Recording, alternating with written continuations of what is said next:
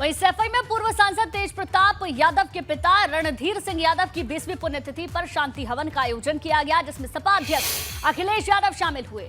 उनके साथ ही पूर्व सांसद धर्मेंद्र यादव और शिवपाल यादव के बेटे आदित्य यादव भी शांति हवन कार्यक्रम में मौजूद रहे। हालांकि गाजियाबाद दौरे के चलते शिवपाल यादव कार्यक्रम में शामिल नहीं हुए। इस दौरान अखिलेश यादव ने मीडिया से दूरी बनाए रखी। वहीं धर्मेंद्र यादव ने कहा कि पूरा परिवार एक है, एक साथ है और मैनपुरी में उपचुनाव जीतने वाली बात कहने पर उन्होंने कहा कि भाजपा गलतफहमी में जी रही है।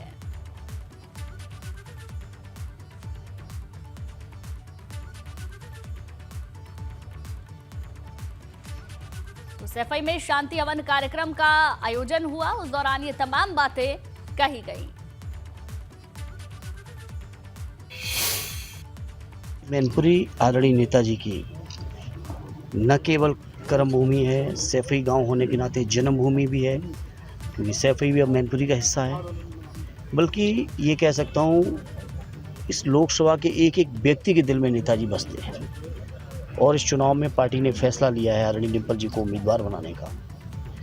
तो यहाँ मुझे उम्मीद है कि लोग नेताजी को श्रद्धांजलि देते हुए आदरणीय डिम्पल जी को ऐतिहासिक वोटों से जिताएंगे। रवि सिंह जी की पुण्यतिथि थी और लगातार रही, और इस क्षेत्र जो सैफई ब्लॉक से भी और जसवंत नगर पे भी खांसी उनकी हमेशा पकड़ रही थी। तो आज एक बहुत बड़ी कमी रहती है हम लोगों को, उसी के पश्चात आज ये पुण्यतिथि का कार्यक्रम था। और उसको देखते हुए मैं इतना कह सकता हूँ कि निश्चित ही हम लोग पूरा प्रयास करते हैं, लेकिन उनकी कमी को कम नहीं कर सकते। वहीं सपा उम्मीदवार डिम्पल यादव कल नामांकन करेंगी। मैनपुरी सीट से कल नामांकन करेंगी डिम्पल यादव। सैफई में अखिलेश यादव ने अहम बैठक की है। मैनपुरी के लोगों के साथ अखिलेश यादव की बैठक हुई है। तो ये बड़ी जानकारी आपको दे दें, मैनपुरी की सीट पर किस तरीके से जीत हासिल की जाए, इस पर पूरा फोकस समाजवादी पार्टी का रहने वाला है। मुलायम सिंह यादव की सीट है और विरासत को बचाना है, तो उसके लिए चेहरा भी परिवार का ही है। डिम्पल यादव कल नामांकन करेंगी मैनपुरी सीट से। कल नामांकन डिम्पल यादव को करना है। सैफई में अखिलेश यादव ने इससे पहले एक अहम बैठक की है। मैनपुरी के लोगों के साथ अखिलेश यादव ने बैठक की है। कई सारे समीकरणों को एक साथ एकजुट करके समाजवादी पार्टी यहां से चुनाव लड़ने की तैयारी कर रही है। डिम्पल यादव का नाम पहले ही सामने आ चुका है। अब कल डिम्पल यादव मैनपुरी से अपना नामांकन दाखिल करेंगी। सैफई में अखिलेश यादव ने भी अहम बैठक की है। मैनपुरी के लोगों के साथ अखिलेश यादव की महत्वपूर्ण बैठक हुई है।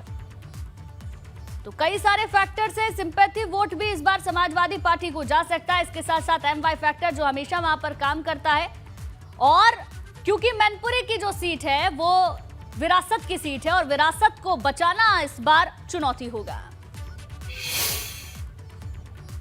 कि मैनपुरी से जो पार्टी के जिम्मेदार लोग थे, कार्यकर्ता थे, उनको यहाँ बुलाया गया था कोठी पर।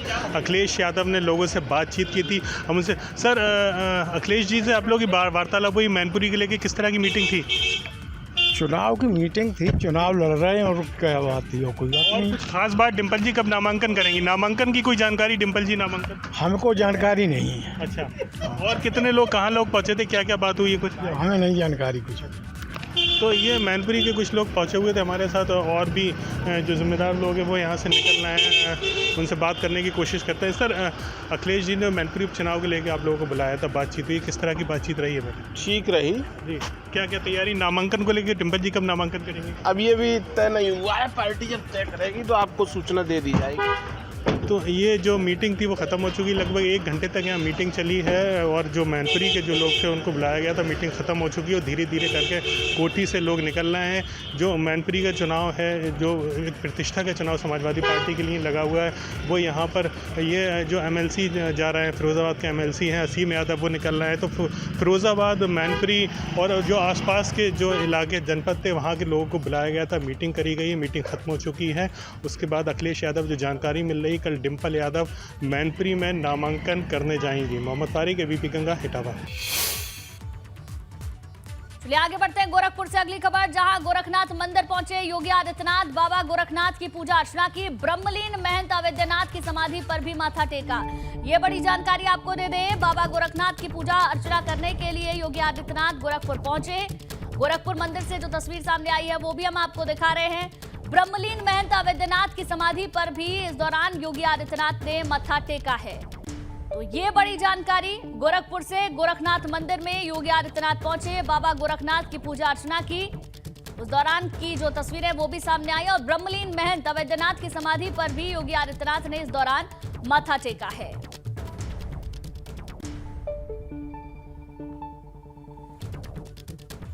अगली खबर वाराणसी से, जहां प्रधानमंत्री के सलाहकार ने की विकास कार्यों की समीक्षा। प्रधानमंत्री के सलाहकार तरुण कपूर आज वाराणसी पहुंचे। तरुण कपूर ने ट्रैफिक मैनेजमेंट के लिए आदेश जारी किया है। ट्रैफिक मैनेजमेंट के लिए काशी में एलिवेटेड सड़कें बनाई जाएंगी, ये जानकारी सामने आई है। ये बड़ी खबर आपको वाराणसी से बता दें। प्रधानमंत्री के सलाहकार ने विकास कार्यों की समीक्षा की है। प्रधानमंत्री के सलाहकार तरुण कपूर आज बनारस पहुंचे। तरुण कपूर ने ट्रैफिक मैनेजमेंट के लिए आदेश जारी किया है। ट्रैफिक मैनेजमेंट के लिए काशी में एलिवेटेड सड़कें बनाई जाएंगी, ये आदेश जारी किया गया है। प्रधानमंत्री के सलाहकार विकास कार्यों की समीक्षा के लिए वाराणसी पहुंचे और उन्होंने निर्देश दिया है कि ट्रैफिक मैनेजमेंट के लिए एलिवेटेड सड़कें अब काशी में बनाई जाएंगी। ये बड़ी खबर बनारस से आपको बता रहे हैं, जहां प्रधानमंत्री के सलाहकार ने विकास कार्यों की समीक्षा की है। प्रधानमंत्री के सलाहकार तरुण कपूर आज बनारस पहुंचे।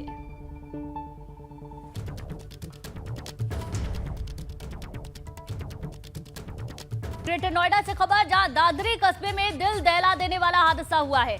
युवक के ऊपर गिट्टी पर मिट्टी से भरी बोरी गिर गई है, ये बड़ी जानकारी सामने आई है। निर्माणाधीन मकान की दूसरी मंजिल से ये बोरी गिरी। हादसे में एक युवक गंभीर रूप से घायल हो गया है। सीसीटीवी में पूरा हादसा कैद हुआ है। देखिए तस्वीरें भी हम आपको दिखा रहे हैं। दादरी कस्बे से ये दिल दहलाने वाला हादसा जो सामने आया है। युवक के ऊपर मिट्टी से भरी बोरी गिरी है। निर्माणाधीन मकान की दूसरी मंजिल से बोरी गिरी है।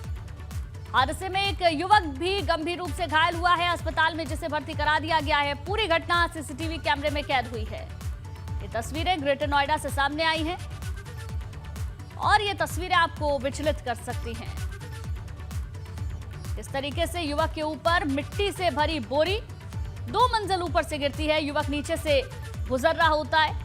इस दौरान जानकारी ये है कि युवक की हालत गंभीर है, अस्पताल में उसे भर्ती कराया गया है।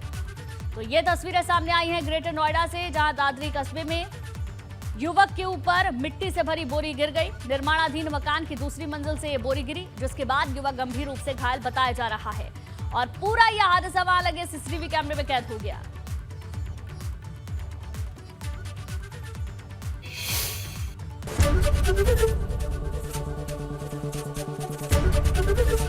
एबीपी गंगा, खबर आपकी, जुबान आपकी। आगे बढ़ते हैं फिरोजाबाद से खबर, जहां सुबह सपा प्रमुख ओम प्रकाश राजभर का बड़ा बयान। अखिलेश यादव नहीं चाहते कि सैफई परिवार एक हो। हम अखिलेश शिवपाल को कोशिश करके साथ लाए, अखिलेश यादव उन्हें अपने साथ नहीं रख पाए। हमारी पार्टी अपने दम पर पूरे उत्तर प्रदेश में चुनाव लड़ेगी।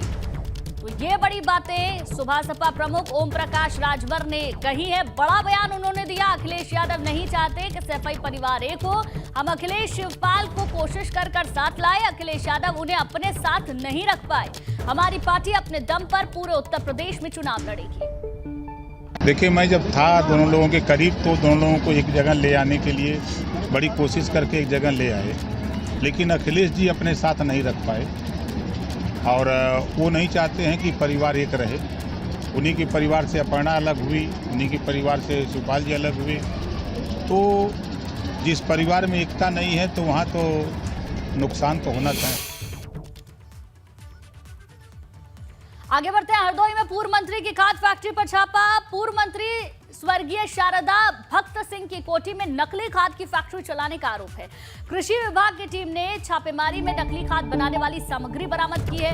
मामले में पूर्व मंत्री के पौत्र समेत 5 लोगों के खिलाफ शहर कोतवाली में एफआईआर दर्ज हुई है। कृषि विभाग की टीम ने बरामद सामग्री को अपने कब्जे में लेकर जांच के लिए भेज दिया है। देर रात हुई छापेमारी में मौके पर एक दुकान में टडियावा के प्रेम प्रकाश, अनंतराम, अरविंद और शाहबाद के नारायणपुर गांव के अवैध रूप से खाद का निर्माण और पैकिंग करते हुए कुछ लोग मिले। टीम ने दुकान से एक पैकिंग मशीन, एक इलेक्ट्रॉनिक कांटा, एक बेंड सीलर, एक इलेक्ट्रॉनिक डिवाइस, रुधारा बायोटेक ब्रांड के खाली प्रिंटेड पैकेट भी बरामद किए हैं। इसके अलावा 49 बोरी काला दानेदार डीएपी का सामान भी जब्त किया गया है।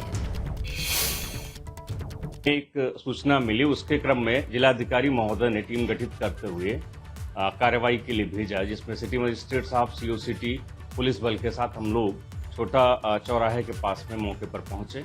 वहां पर संदिग्ध उर्वरक कई प्रकार का पाया गया, जिसका वो लोग पैकिंग भी कर रहे थे और पैकिंग मशीन भी जब्त की गई है और गोदाम को सील कर दिया गया है।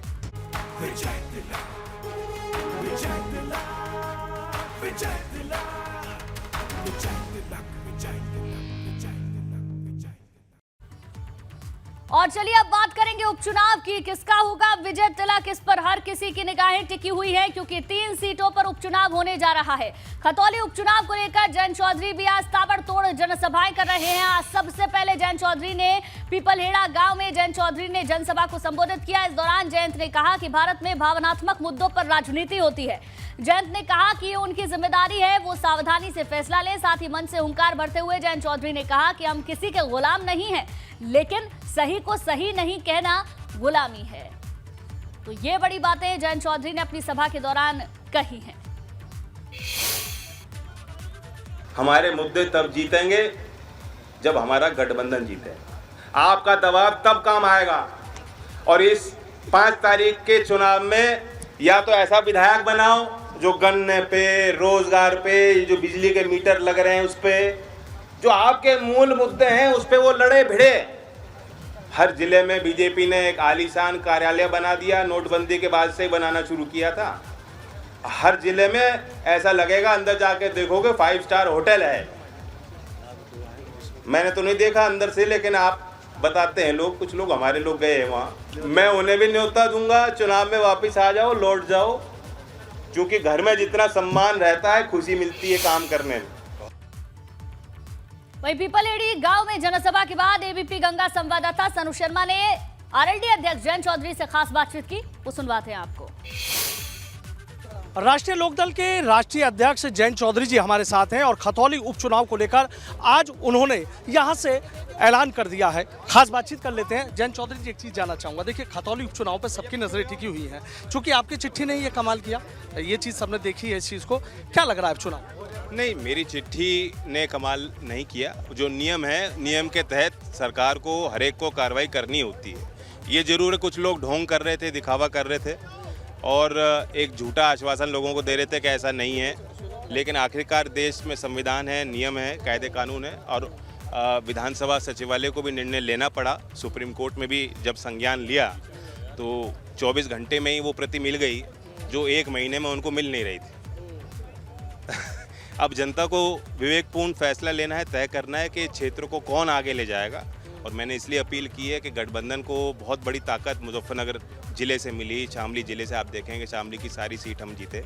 खतौली हम पिछली बार लड़े थे, कम ही वोट से हारे थे। इस बार हम उम्मीद कर सकते हैं कि दोबारा मौका मिलेगा। सवाल जयंत जी, प्रत्याशी को लेकर कहीं ना कहीं लोगों के मन में एक सवाल है कि प्रत्याशी यहीं से होगा या बाहर से होगा, बस ये तस्वीर। देखिए, प्रत्याशी का भी अपना एक दायरा होता है, तो अभी उस पर हम फैसला करेंगे, चर्चा कर रहे हैं। मैं फीडबैक ले रहा हूँ, ग्रास रूट्स के जो हमारे वर्कर्स हैं उनसे पूछ रहा हूँ, और गठबंधन में क्योंकि हम एक सहयोगी हैं तो उनकी भी राय लेकर हम फैसला लेंगे।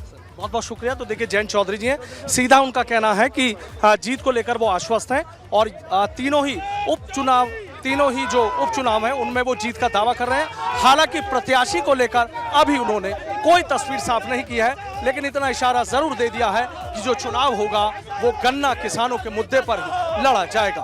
वीडियो जर्नलिस्ट सत्येंद्र सिंह के साथ सनु शर्मा, एबीपी गंगा, खतौली। वहीं बरेली में हुआ भाजपा का पसमानदा समाज महासम्मेलन। प्रधानमंत्री मोदी को धन्यवाद करने के लिए सम्मेलन का आयोजन हुआ। हजारों की संख्या में पसमानदा समाज के लोग इसमें शामिल हुए।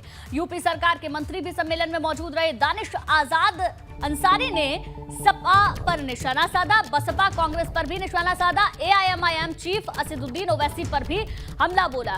तो ये बड़ी जानकारी आपको दे दें। पसमानदा महासम्मेलन बीजेपी की ओर से हुआ है। पसमानदा मुस्लिमों को किस तरीके से साथ लाया जाए, ये अगली स्ट्रैटेजी है। प्रधानमंत्री मोदी को धन्यवाद करने के लिए सम्मेलन का भी आयोजन हुआ। हजारों की संख्या में इस दौरान पसमानदा समाज के लोग इसमें शामिल हुए। यूपी सरकार के मंत्री भी सम्मेलन में मौजूद रहे। दानिश आजाद अंसारी ने समाजवादी पार्टी, बसपा और कांग्रेस पर निशाना साधा। इसके साथ साथ एआईएमआईएम चीफ असदुद्दीन ओवैसी पर भी हमला बोला। अनूप मिश्रा हमारे संवाददाता ज्यादा जानकारी के साथ फोन लाइन पे जुड़ गए हैं। अनूप, बड़ा महासम्मेलन पसमानदा मुस्लिमों को अपने साथ करने की कोशिश भारतीय जनता पार्टी की तो है ही, लेकिन मंत्री जी भी पहुंचे थे। दानिश आजाद अंसारी जी ने क्या क्या कहा?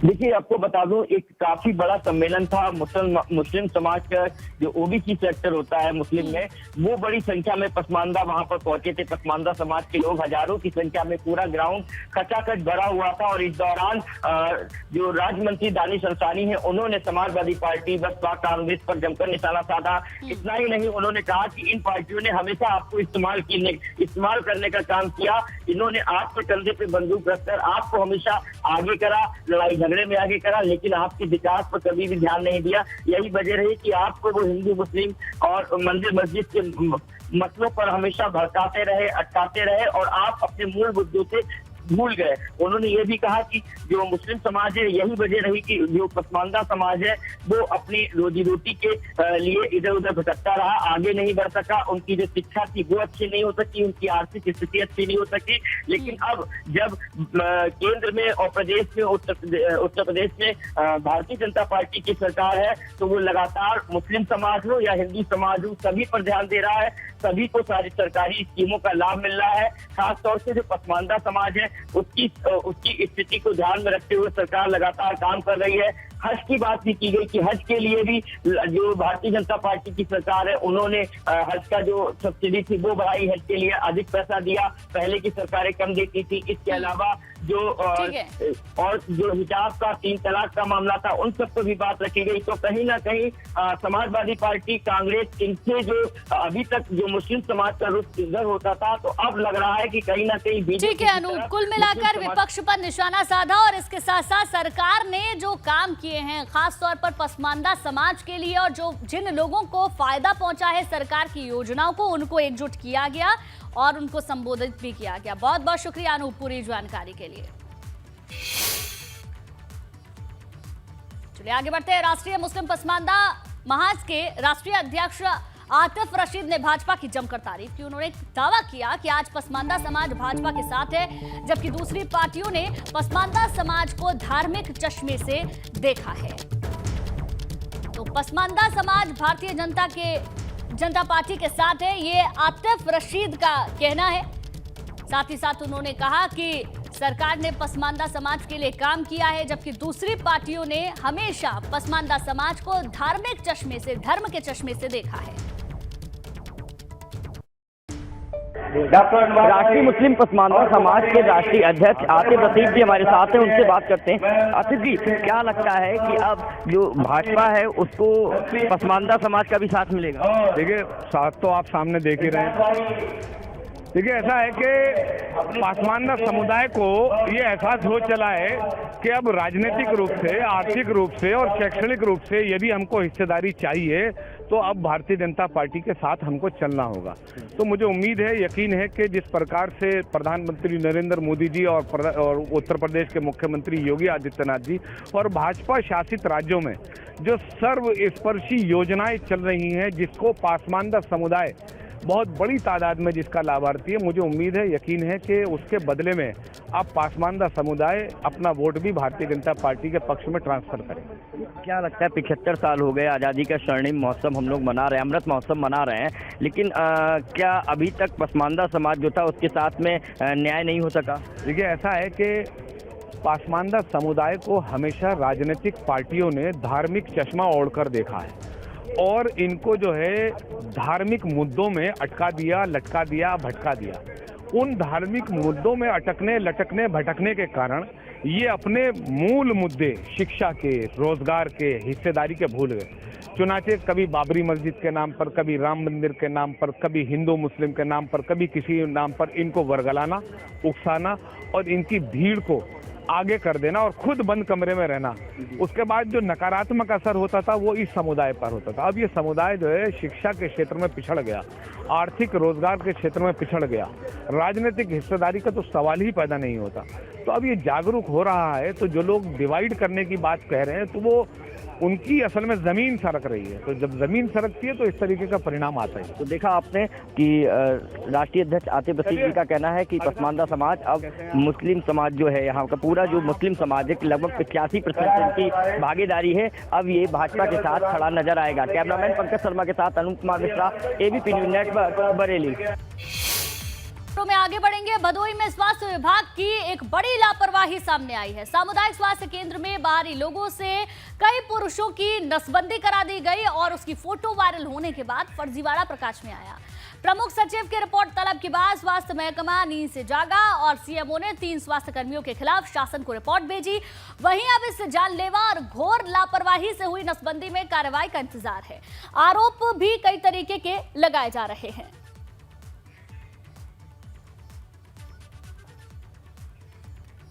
तो 3 स्वास्थ्य कर्मियों के खिलाफ शासन को एक रिपोर्ट सौंपा गया है। सीएससी लेवल पर ही जो है वहाँ के अधिकारियों कर्मचारियों के बीच की राजनीति थी, जो इसको वो किया गया है। और प्रमुख सचिव साहब ने हमसे रिपोर्ट मांगी थी। मैंने सेम डे जो भी रिपोर्ट है, सच क्या है विद प्रूफ जो है हमने भेज दी।